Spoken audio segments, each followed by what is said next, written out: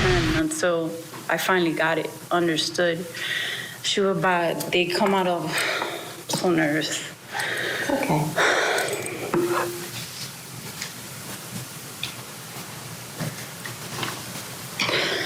She would buy these pipes. I guess they were pipes, but they would like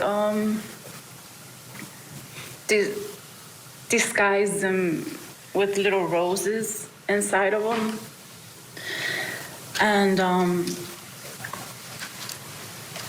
she would buy pipes and chore boy. What is chore boy? Chore boy is Brillo. What do you use it for? You use it to smoke crack. Okay.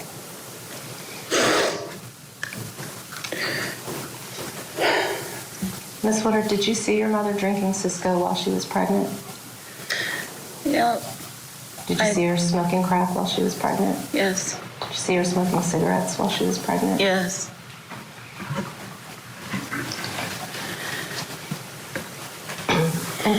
When you moved in with her, you stayed with her up until the time Nikolas was born. Is that right? Yeah. Okay. Did you notice her belly getting bigger and bigger? Oh, she always wore those same darker shorts with the baggy t-shirts. That's how I know Brenda. Did she ever get arrested while you were living with her that summer? Yes, she did. Do you remember what happened? What did she get arrested for? When she got arrested? Yeah, I remember that day. Okay, when was that?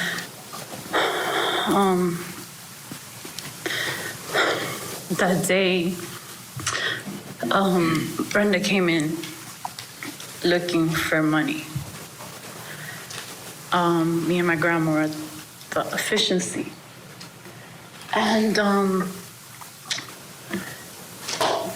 she demanded my grandmother to give her money, and my grandmother didn't have money to give her. So she made my grandmother strip naked, and my grandmother stripped naked. But my grandmother kept her shoes on. That's where the money was hidden. That was the money for the rent. And since she went in the kitchen, she tore apart the cabinets. She tore apart the refrigerator. She opened baking soda and emptied it out all over the counter. And then my mother turned to my grandmother and said, "You don't want to give me the money? Come on, let's go." She grabbed me, and I started like trying to fight back for the first time. And she pulled me to the door, and I don't remember how, but somehow the door ended up closing on my hand.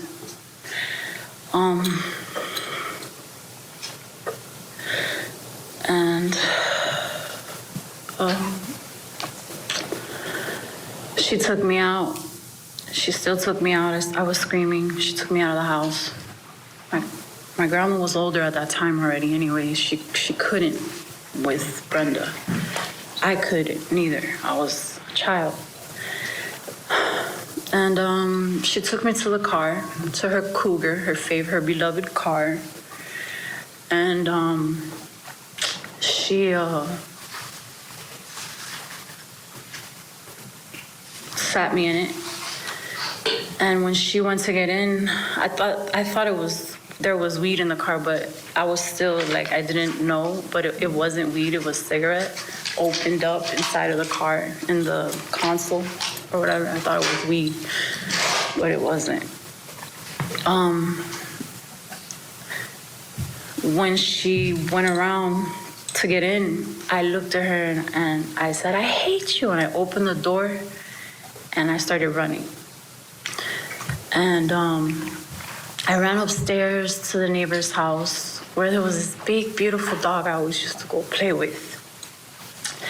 and he wouldn't let Brenda in. He wouldn't let her in over the gate, and the dog wouldn't let her over the gate. So we called the police. The police came, made her leave, and it was calm then when she left. When she came back, she came back. Now, do you remember if that was an incident that happened before Nikolas was born or after Nikolas was born? This happened.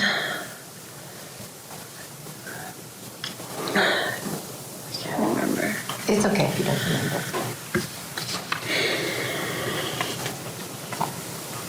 Did Brenda have people coming to the apartment when you were staying there? Other people besides your grandmother? When I first got there, that's why I called for my grandma. Because I got there and there was like a bunch of bums, I guess. Not bums, but I don't want to say it like that. But, you know, there was a bunch of junkies. I don't know how else to put it. They were all getting high. They were paying to smoke and hang out, I guess, and shoot up. And Brenda was, you know, it was her place. So she was like the rent man, you know. You want to smoke and get high? Well, pay me. And you could sit here and smoke and get high. And I was involved. I would always go to the neighbor's house. And then eventually I started learning about las olas. And, you know, I spent a lot of times walking on those tracks back and forth. I spent a lot of time playing by the river right by here. And, you know, anything to get away when times was like that, when it was like that. Do you remember the day Nikolas was born?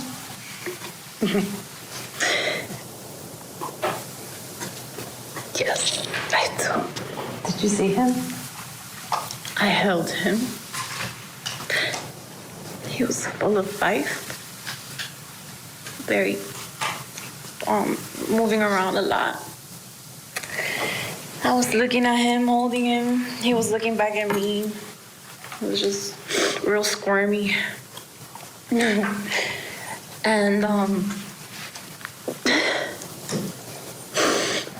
I looked at my mom and I said, "Can we keep him?"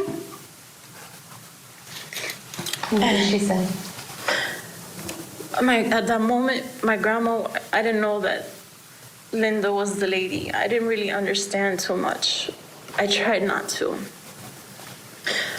But my grandmother was talking to Linda at that moment. And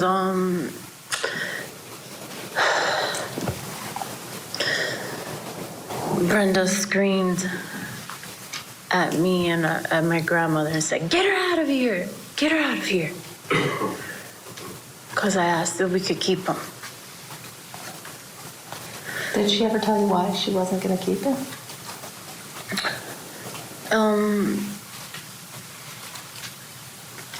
Well, she had an addiction. That's one of the reasons. She always put that first before me or him or Zach or anybody.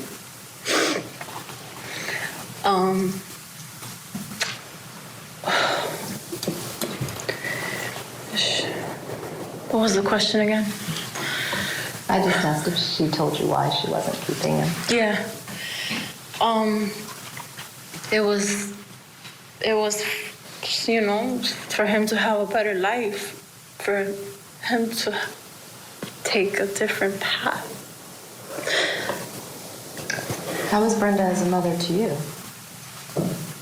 Brenda was a mother to me. That's what you said. I asked how she was. How was she as a mother to you? Yeah.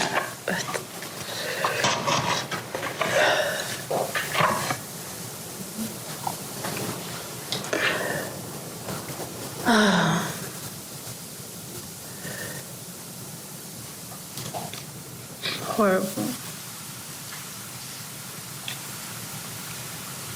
Poor.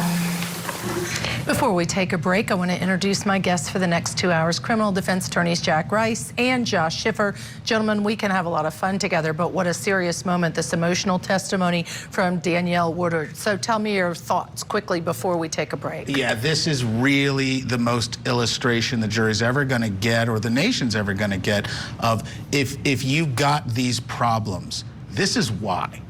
And everything that this young woman is testifying to, we know for a fact, produces the kind of results that have convened this hearing. So it's tragic, but it's clear. Yeah, completely agree. Your thoughts, Jack, before we do need to take a break.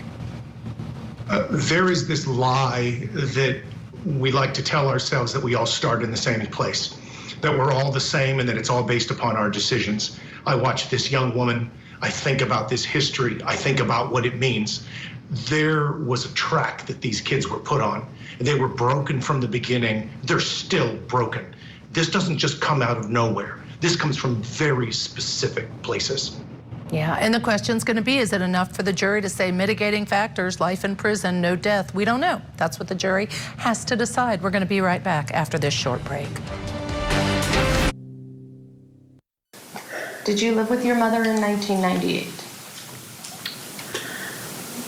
That's the time of my life where I lived with Brenda. And Nikolas was developing in her polluted womb.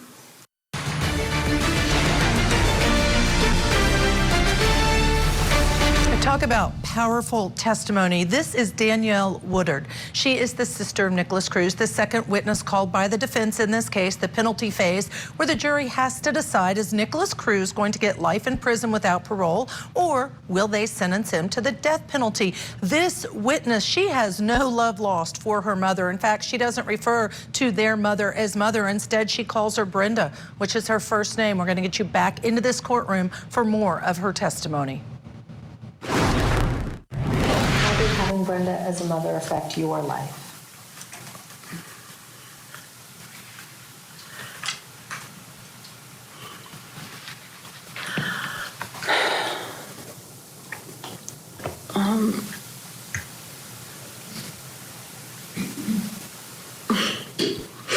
How did it affect my life?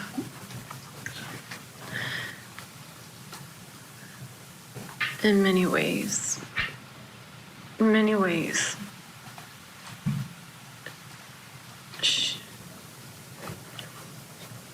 She just introduced me to a life that no child should ever be introduced to. And, you know, she has no regards, you know, for my life or his life, you know. So. Ms. Woodward, have you ever been convicted of a felony? Yes. Sorry, Ms. Curtis, would you mind speaking up? Oh, yeah, sure. Have you ever been convicted of a felony? Yes. How many times? 16. Okay. Have you ever been to prison? Yes.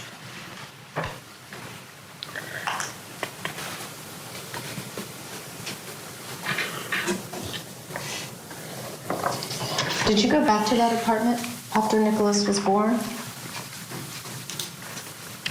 Yeah, I did. Okay. And how long did you stay there?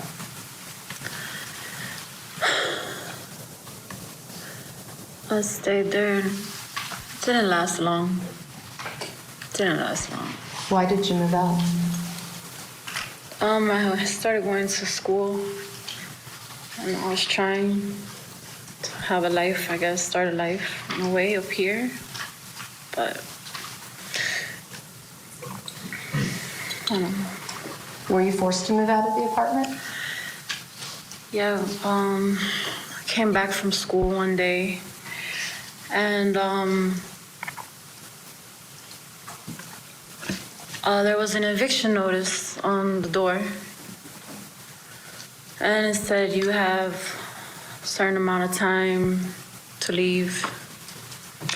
Then I came back a week later, I think, whenever.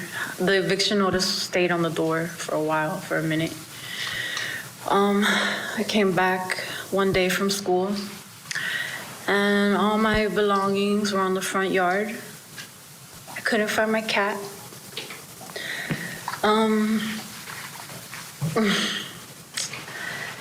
And Brenda was waiting for me, like she always is when I get back from school. And she's like, come on, pick up all this stuff, put it in your grandma's car. At this time, my grandma had already left. The abuse had got really bad.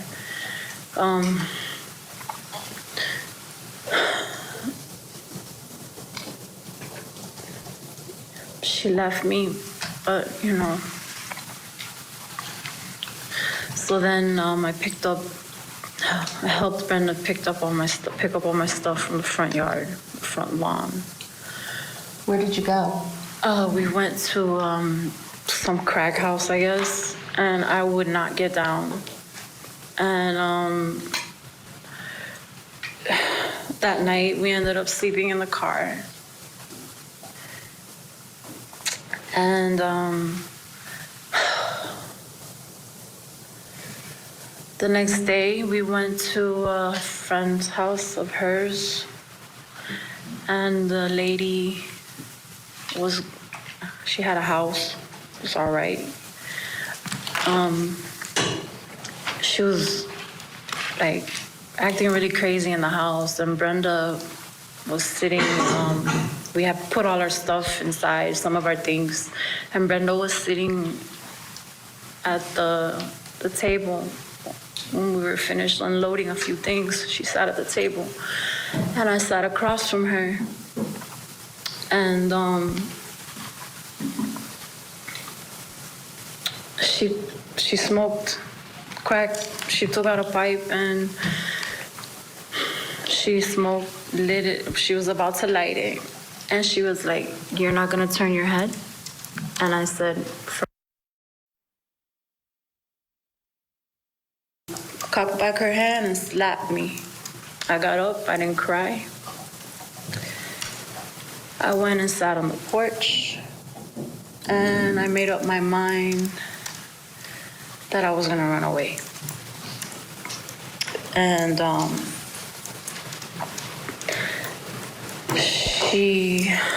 the next day we went to a women's in distress shelter.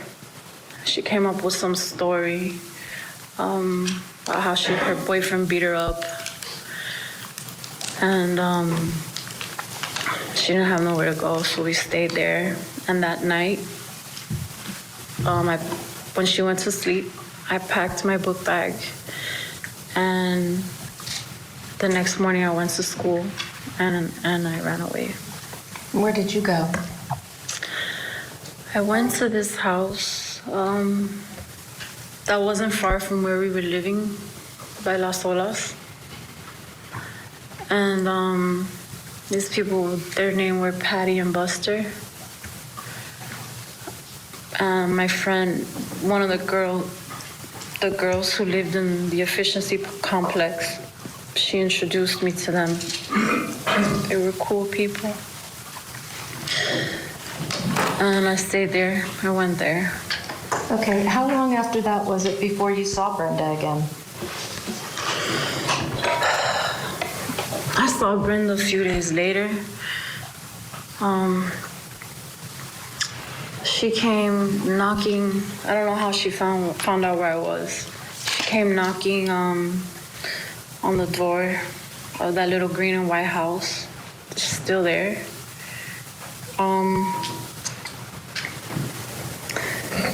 And she was demanding for her daughter, demanding for me. And I was looking at her, but she didn't know that I saw her. And the people that had me, they were like, no, her grandmother says she's gonna stay here for right now until they find out what they were gonna do with me. Okay. And then after that, when was the next time that you saw your mother? All right, we are going to need to squeeze in a quick break. Again, testimony about everything that this daughter went through with her biological mother, who's also the biological mother of Nikolas Cruz. Stay tuned here on Court TV. Apply now.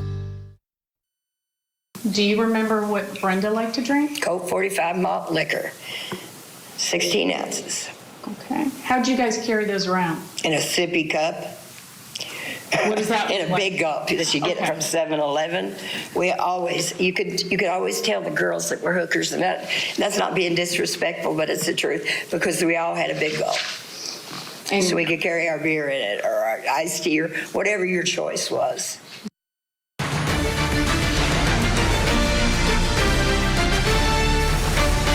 Welcome back to Court TV Live. I'm Judge Ashley Wilcott with you this afternoon. We want to remind you that our cameras are in 2 courtrooms today. First in Florida, the penalty phase for the convicted Parkland school shooter Nikolas Cruz is underway. The jury must decide whether Cruz is sentenced to life in prison or if he receives the death penalty for killing 17 people at Marjorie Stoneman Douglas High School. We will go back into that courtroom very shortly. Meantime, in Ohio, testimony continues in the staged suicide murder trial.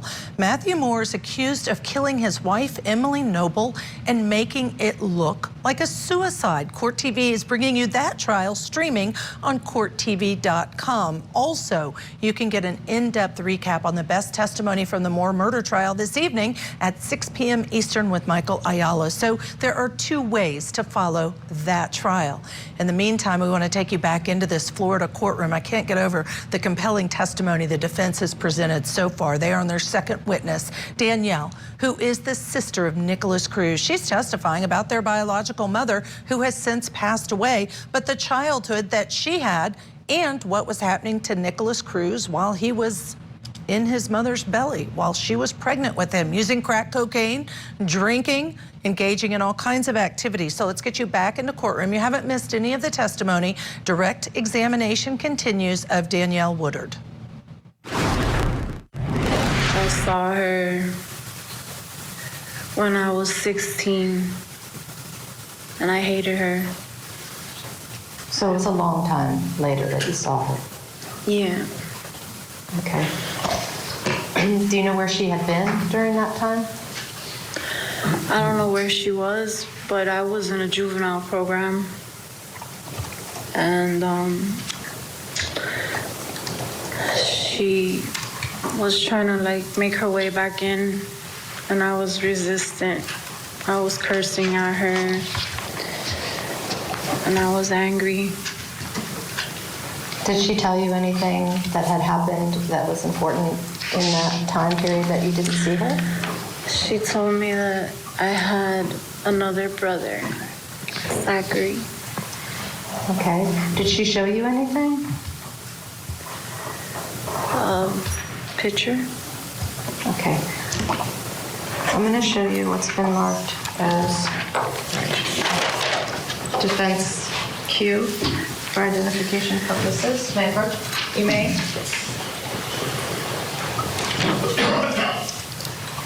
Yeah. Do you recognize that? What is that? Yeah. That's my baby brothers. Is that the photo she showed you? Yeah. Yes. Judge, I'm asking that what's been marked as defense Q for identification be entered into evidence. State, do you have any objection? No, Your Honor. What's been previously marked for identification as states Q will be, defense Q will be received as defense 6.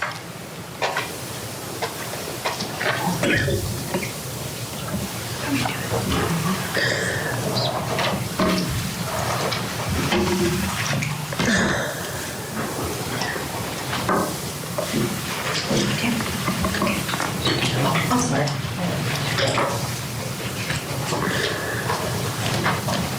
Permission to publish? You may.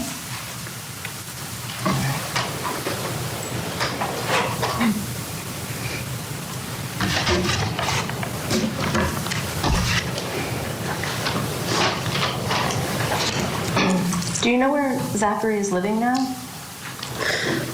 Yeah. Where is he living? He's living in Virginia. Okay, do you know who he lives with? Yes. Who is that? He lives with Richard and Mike. Okay, have you had any contact with Richard or Mike? Yeah. Do you know when you started having contact with them? Probably like within the last maybe like 2-3 months maybe. Okay.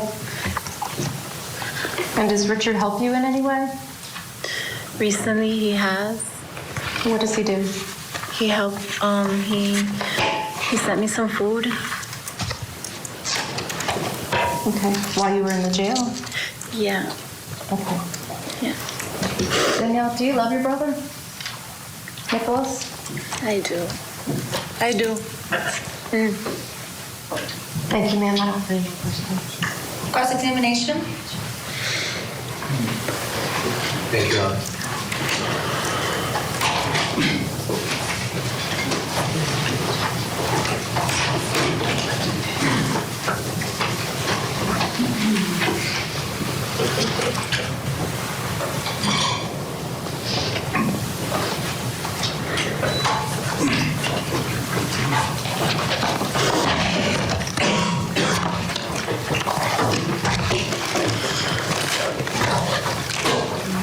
Good afternoon, Ms. Woodward. Good afternoon, sir. All right, before we take you to that cross-examination, I want to bring back in Josh Schiffer, Jack Rice. Thank you both for being here with me. Lots of thoughts. You know, a couple things I just want to point out. This witness said this mother introduced me to a life no child should ever be introduced to, and I think the same argument is made for Nikolas Cruz, but not child in utero when the pregnancy was there. Let me start with you this time, Jack.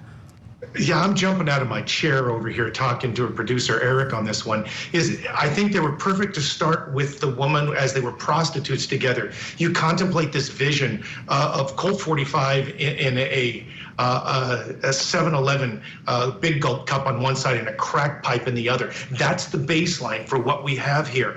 And what we really see is this broken Cruz, this broken Nikolas Cruz at 2. As a baby in utero, the sister broken as a child. And when you think about that, what you're trying to do is you're trying to say, this was broken from the beginning. And then what you're doing is creating a line that starts from that space all the way up until the shooting at Parkland. Because what you really want to convince the jury of is this, is if you're really going to kill Nikolas Cruz, you're going to have to kill that 2-year-old. Because it was the 2-year-old Nikolas Cruz that was what he was when he was what he was. And this is just a shallow reflection of that very same person. And I think if they're smart, they're going to listen to what you just said, Jack, and use that as part of their closing argument, because I really believe closing arguments is going to be huge in this case. All right, Josh, your thoughts. More than in most other cases, closing argument really has the ability in this case to, it's a duality of a decision. Yes. It's not that they're going to parse it out. It's yay or nay. And in Florida, according to their Supreme Court, one juror can upset the entire process that the state's trying to achieve. So I love what Jack says. What it brings up in my mind are a couple of different concepts. Number one is the word mutant, because it's a really strong, horrible, egregious word. But the baby that came out of this mom was mutated by the conditions of this uterus. And the child that came out and grew up, and there's more trauma that's going to come. We've talked about the background of this case. There's more, and it's worse, and it gets even worse. So how could a jury, just like you and Jack are saying, put that person to death? Because it is putting to death a 2-year-old, and then a 4-year-old, and then a 7-year-old. The other kind of concept I have is it's recipes. And if you want to create violence in a community from unstructured, unregulated, and dangerous people, this is how you grow them. Yeah. You have a system that actively prevented this young child from getting the support which would have prevented all of this. Everybody knew this kid had problems. And now, it doesn't excuse accountability for this kind of behavior. Yep. We know that. We've talked about that. Yep. Absolutely. You have to hold people accountable. He's pled guilty to these charges. So now we want to hear from you viewers. Tweet us however you want to social media, court TV, because I want to know, do you think that this is going to be compelling mitigating factors that you would say, if I were on the jury, then it's only going to be life? We don't know. What will the jury do? We will take you right back where we left off in just a moment. Emily Noble was reported missing a day after celebrating her 52nd birthday. Her body was staged to appear as though it was a suicide. That was absolutely not the case. Emily's husband was arrested. 2 different counts of murder. The question is, was she murdered or was it suicide? This was clearly a homicide based on the injuries that were sustained. Our cameras taking you inside the courtroom as this dramatic case unfolds. The staged suicide murder trial. Live coverage today on Court TV. Of buildings.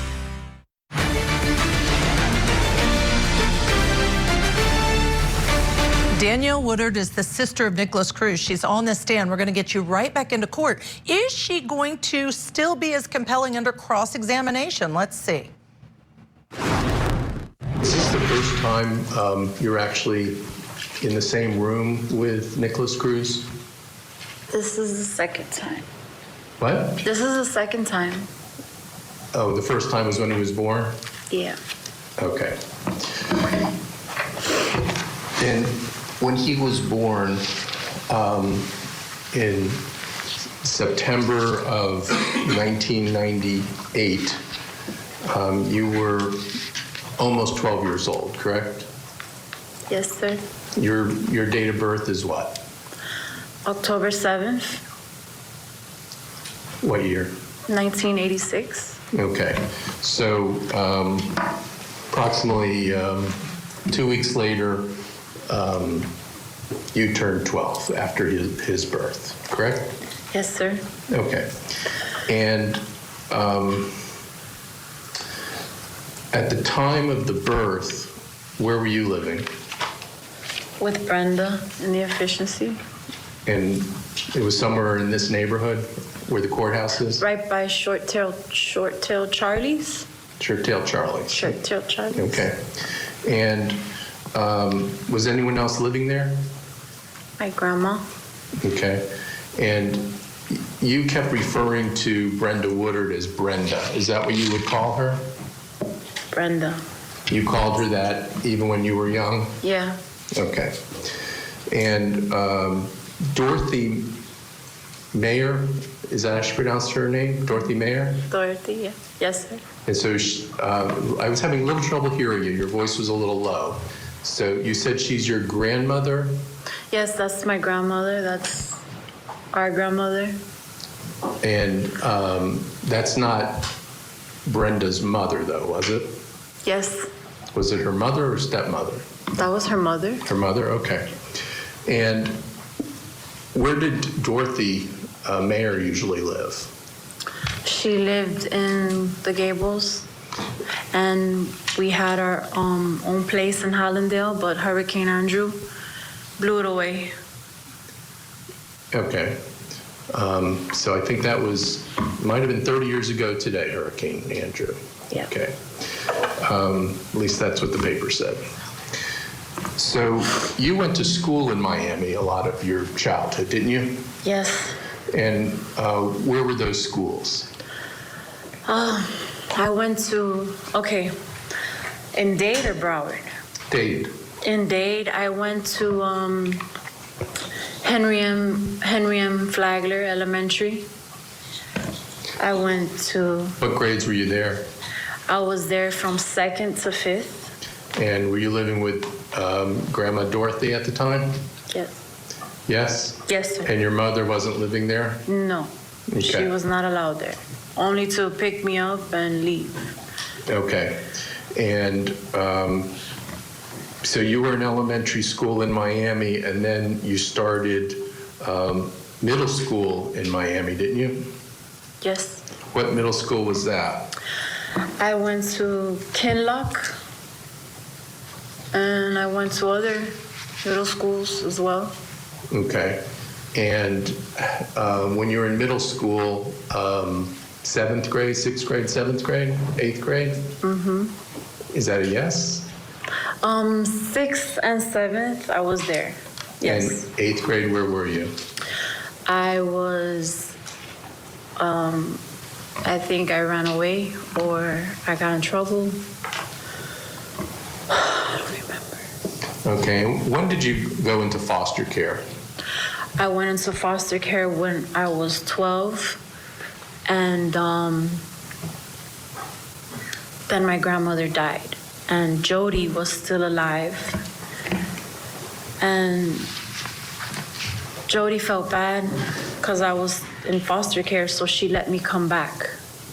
And who was Jody? Jody was my grandma's best friend. She was like my aunt, but. Okay, was that an elderly person, Jody? Yes. How old was she?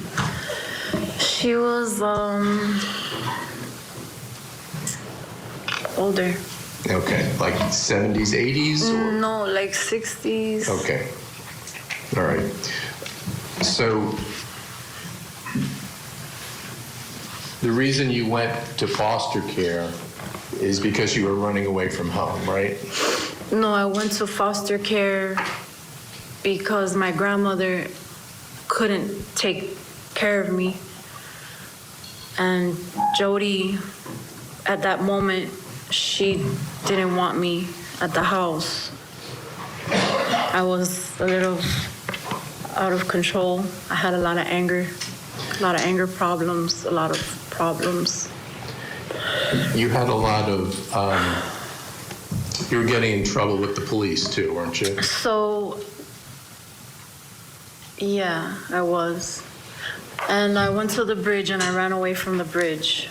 And the bridge is is that a drug treatment center?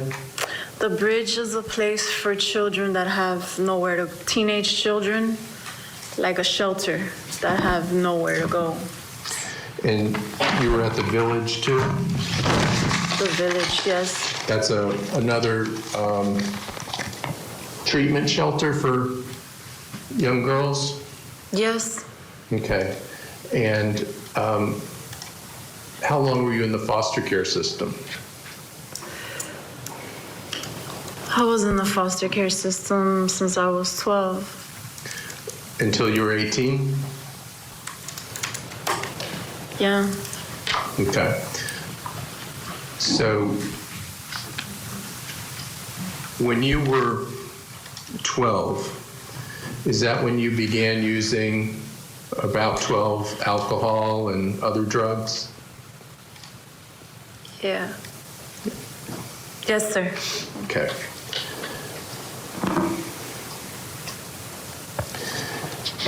You were asked before if you'd gone to prison. How many times have you gone to prison? I've been to prison twice. Okay, and you're in custody now in it's like the Dade County Jail for Women? Yes. Okay, and are you pending new charges? Yes. Okay.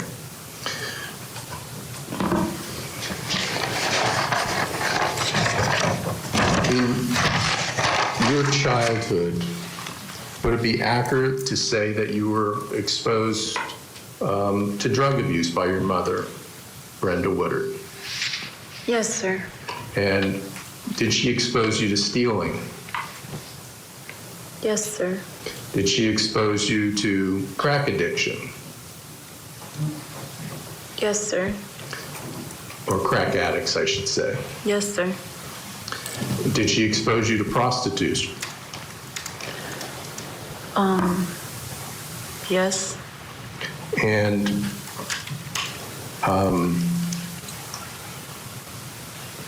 you hated her as a child, didn't you? Yes, sir. And your mom wasn't the type of mom who was going to school like meetings where they discussed problems you were having, did she? She showed up one time to my school with a hard hat and embarrassed me. Okay. Was your grandmother coming to the school when you were having problems? My grandmother, yes. Okay, but not your mother, right? No.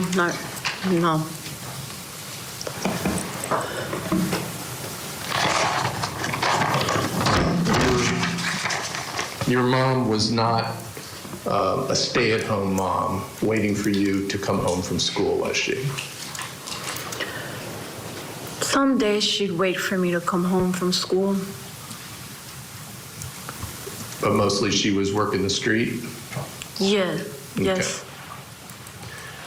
And your mom was stealing? Yes. And your mom was prostituting? Yeah.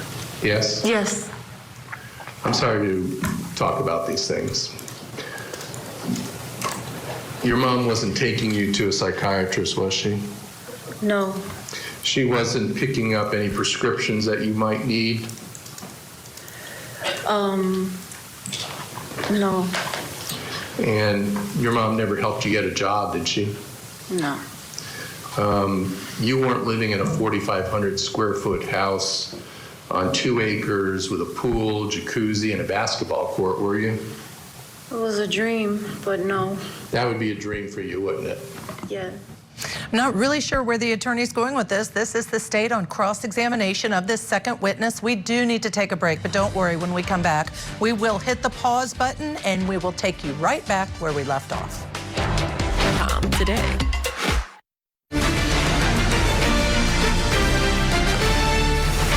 Good afternoon. Welcome back to Court TV Live. I'm Judge Ashley Wilcott with you this afternoon. Our cameras are in 2 different courtrooms today. First in Florida, the penalty phase for convicted Parkland school shooter Nikolas Cruz is underway. The jury is hearing shocking testimony about the gunman's mother. Brenda, are you drug sick? Here, take some of mine. Here, take this piece of crack, is exactly what I said to her. And she said, no, it ain't drugs, I'm pregnant. And I thought, oh my God. And then that's when we kind of got into a little bit of a, it's my life and I'll do what I want to. And I was trying to tell her, you know, Brenda, you can't do this, you're pregnant. The defense is making the case that rampant drug use from Cruz's mother is at least partially responsible for turning him into a killer. Will this testimony keep the defendant off of death row? We will get you back into that courtroom shortly. In Ohio, the testimony continues in the staged suicide murder trial. Matthew Moore is accused of killing his wife, Emily Noble, and that he made it look like a suicide. There is no one, to your knowledge, an expert or lay witness or law enforcement personnel that can say the exact day, even plus or minus the day, when those remains got to those woods.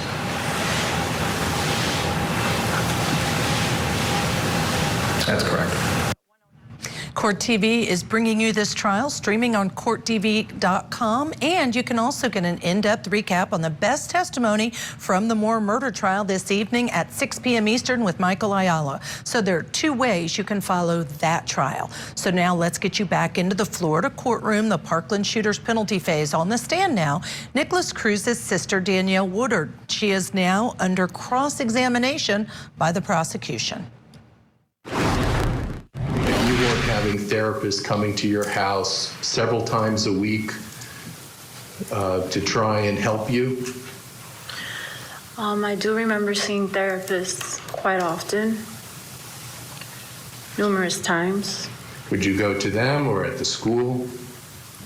I went to them. Okay.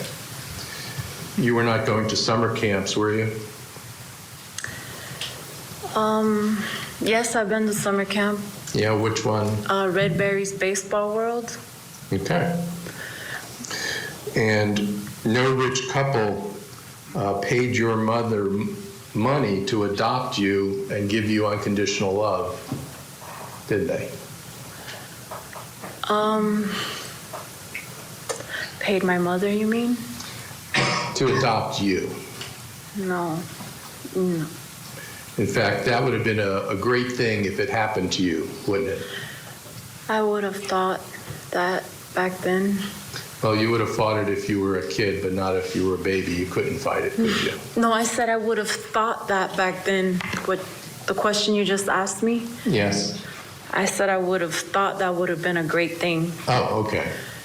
Even when you were an older child, you would have welcomed that. My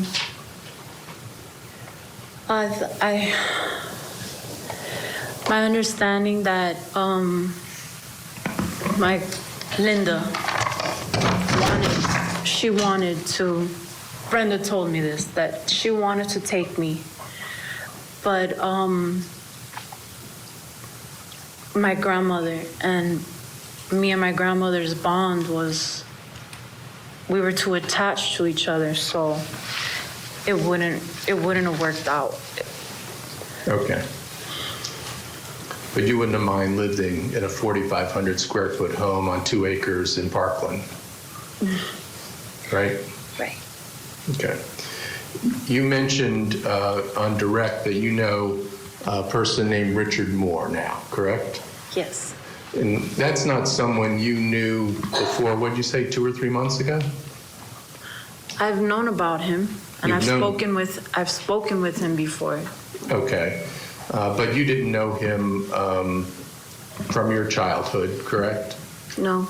And you're aware, I believe you said, Zachary Cruz, the defendant's brother, and you're also technically a birth brother as well, correct? Is living with him in Virginia? Yes. Okay. And Richard Moore's in the courtroom today, isn't he? I don't see him. Weren't you saying hello to him before? Yeah, I did earlier, but right now I don't see him. You see him now? Or you don't see him now, but you saw him before? Mm-hmm. Okay. And you didn't know this Richard Moore person before this shooting happened with the defendant, did you? Right. You know him through Nikolas Cruz, correct? Right, yes. Okay. And did you learn that him and his spouse, Michael Donovan,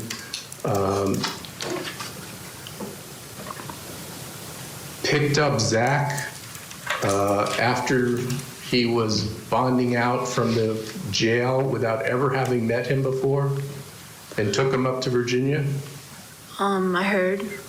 Okay. He didn't know Zach Cruz before then either, right? Richard? Yes. I don't think so, no. Or Michael Donovan, his spouse. Okay. And Richard Moore does send you money, correct? He has. Okay. And have you met, did you get a new attorney today? I don't know yet. You don't know if you got a new attorney? I don't know yet. Okay. Do you know who Mark Lowry is? Yes. Who is he? He's an attorney. Okay. Do you know he's your attorney now? Yeah, you just told me. I told you? I think so. That's what you just said, right? Okay. All right. And he's in the courtroom now too, correct? Yes. And your old attorney is also here, correct? Yes, he is. Okay, and so Mr. Lowry replaced Mr. Rosenberg today, correct? Yeah. Okay. And did you know that Mr. Lowry represented Zach Cruz in the past? Yes. And Mr. Moore arranged for Mr. Lowry to represent you, correct? No. No? No. Who did? Zach. Zach did. Yes. Who's living with Richard Moore, correct? Yes. Okay. Are you aware that Richard Moore and Michael Donovan produce a reality television series? Beyond the scope. Over. Are you aware that Richard Moore and Michael Donovan produce a reality TV show? What does that have to do with anything, sir? Ma'am, I'll decide whether or not it's relevant. If I don't say the objection is sustained or tell you not to answer, then you need to answer the question. Yes, Your Honor. Thank you. All right. Are you aware of that? No. Are you aware that one of the episodes of the show was called Being Zachary Cruz? Overruled, you can answer. That what? Are you aware that Richard Moore and Michael Donovan have a show where they have an episode called Being Zachary Cruz as a part of a reality show? Are you aware of that? No. Do you think that it would be, well, let me strike that. Do you think it would be appropriate to capitalize on the murder of 14 children and 3 staff members of Objection, Your MS? Honor. I would like to finish the question first. I'm waiting to rule until you finish. Do you think it would be appropriate to capitalize on the murders of 14 children and 3 staff members at Marjorie Stoneman Douglas High School by filming or creating a reality show based on being the brother of a mass murderer? Okay, ma'am, don't answer the question. I'm sustaining the objection. Judge, I'm moving to strike that. Overruled.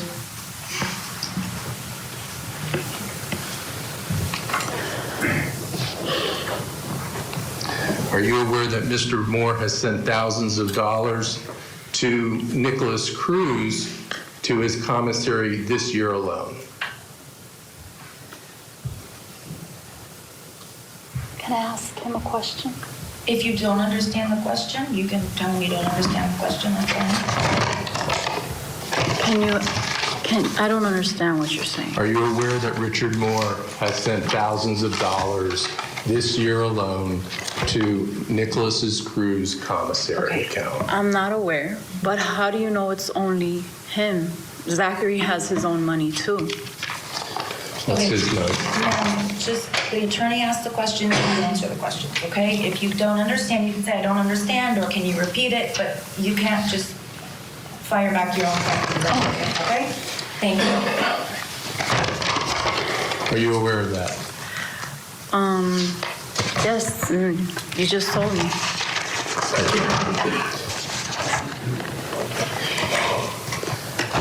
All right, thank you very much, Ms. Woodward. All right, sir. Okay, anything else, Ms. Curtis?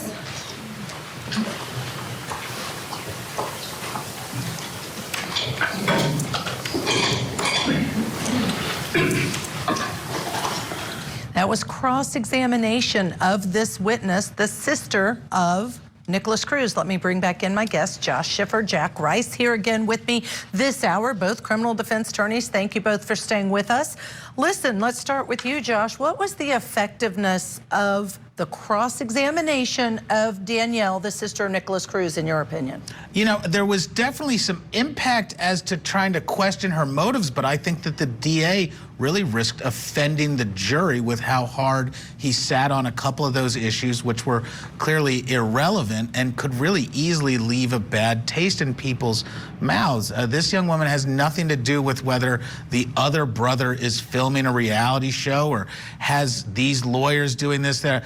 I just see that that is really risky for the state to try to throw that mud, because it wasn't necessary with this particular witness. And we were talking about, not to interrupt you, but the thing we were talking about is, well, we guess that what he's trying to do is say the motive is the reality show she's getting paid for, that she would lie while she's testifying about Nikolas Cruz. Yeah. I think that's what it is anyways. Yeah. Yeah, exactly. All right, Jack, your thoughts about the effectiveness of this cross-examination, or not? Yeah, I take it even further. I think that this was a disaster. And the reason I think it was a disaster, because I think it came across as condescending and somehow blaming her for this horrific childhood that both of these kids went after. And actually, it took me to a different place where I even thought, did the prosecution even care where these kids came from? Did the prosecution even think about how broken they were on the front end? And the thing is if what you can argue is that the prosecution doesn't care less about the horrific nature of that, the idea is you can then pivot that right at the jury and say, what he did was horrible. But what do you expect from somebody who comes from horrible, is broken, and this was an inevitable outcome which we could follow from A to B to C to D. And I think that is a piece that I didn't see coming until after I saw that cross. Right. Well, what if you did on cross? What if you did this?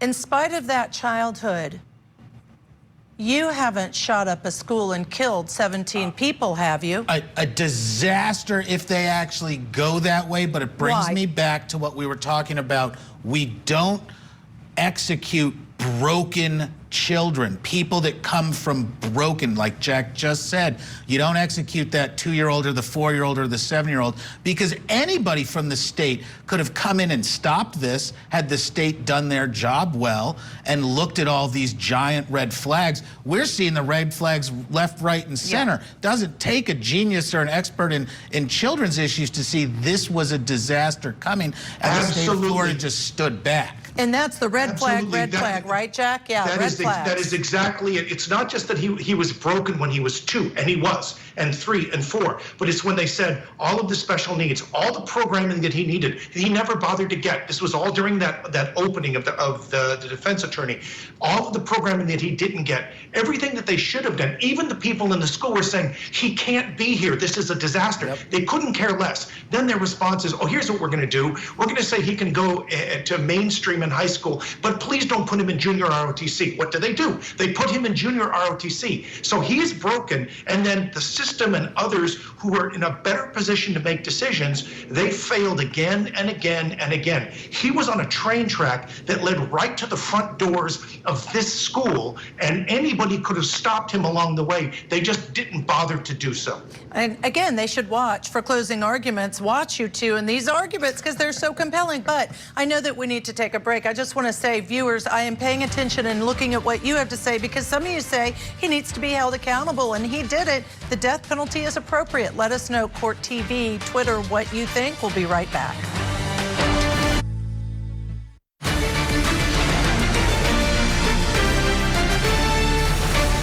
Let's get you back into Florida versus Nikolas Cruz. Again, the penalty phase, and the jury must decide death penalty or life in prison. We're going to get you right back in where we left off, redirect of Nikolas Cruz's sister, Danielle Woodward. All right, thank you very much, Ms. Woodward. All right, sir. Okay, anything else, Ms. Curtis?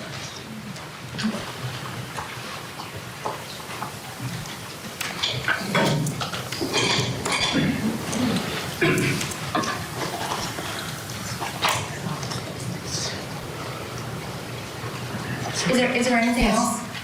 Yeah.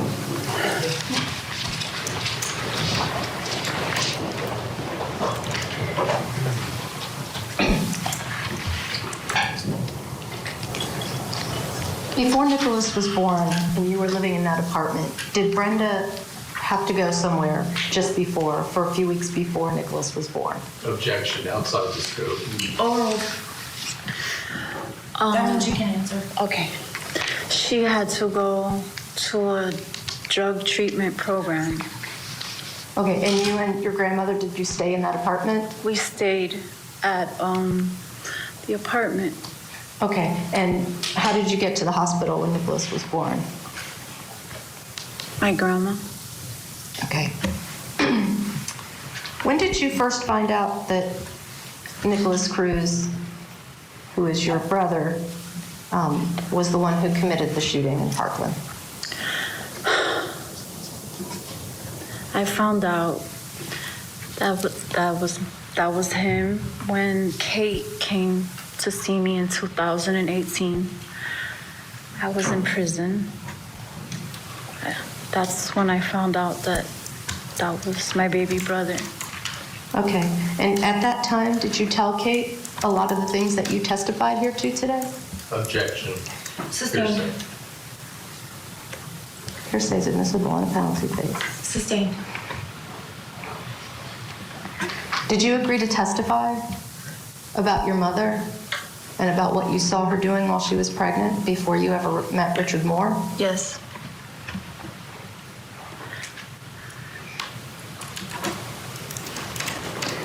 And you told Mr. Marcus you have charges pending against you, right? Yes. And you're here anyway testifying on behalf of your brother?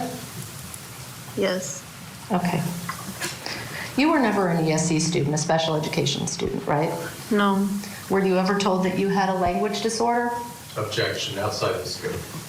Overruled. They had to cut my tongue when I was little, underneath. Okay, that was for speech, right? Mm-hmm. Okay.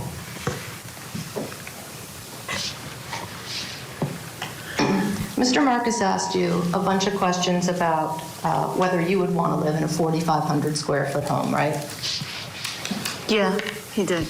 And he asked you about whether you would want to have parents who took you to the doctor, right? Yeah. And he talked to you about whether you would want parents who went and got medication for you, right? Yes. Would you have wanted, while you were in your mother's womb, to have her drink Cisco wine every day? No, ma'am. Would you have wanted her to smoke crack every day? No, ma'am. Would you have wanted her to smoke cigarettes every day? No. Would you have wanted her to go to the doctor only 4 times? No. Okay. May I have a moment, Judge? You may.